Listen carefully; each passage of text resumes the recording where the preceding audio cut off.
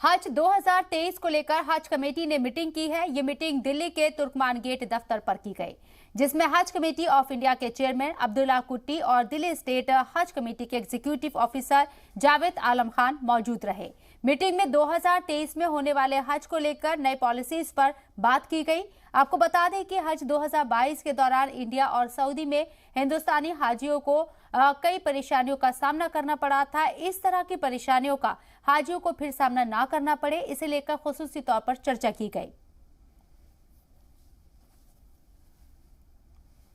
जो 2023 में हज पॉलिसी आ रही है, मोस्टली लोगों ने ये कहा कि जो एक्सपेंसेस है 4 लाख रुपए का अप्रोक्स पर हाजी जो खर्चा आ रहा है वो ज़्यादा है, उसको थोड़ा कम करा जाए।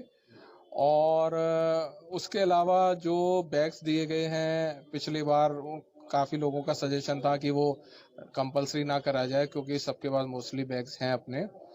और कुछ लोगों ने सजेशन दिया कि फ़्लाइट जो है एम्बार्केशन पॉइंट बढ़ाए जाएं, जो पहले थे वो थोड़े से इंडिया में और ज़्यादा बढ़ाए जाएं, जिससे कि हाजी को दूर नहीं जाना पड़े।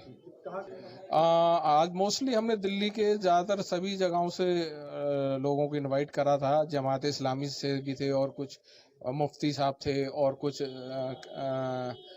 डिस्ट्रिक्ट ट्रेनर थे और बाकी तमाम लोग थे। सबसे ज़्यादा फोकस हमारा ये था कि हम हाजियों को कैसे आगे अच्छी सुविधा दी जाए और हज को कैसे सस्ता किया जाए।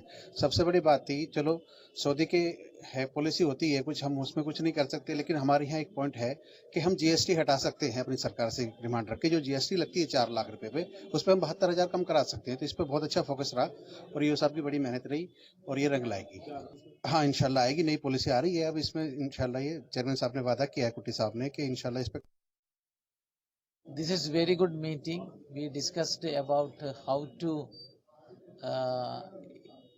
increase our service and facilities too. How can give cheap and best service to Hajis, pilgrims. Very good meeting conducted by State Hajj Committee. We are trying to give good service to pilgrims, cheap and best service to pilgrims.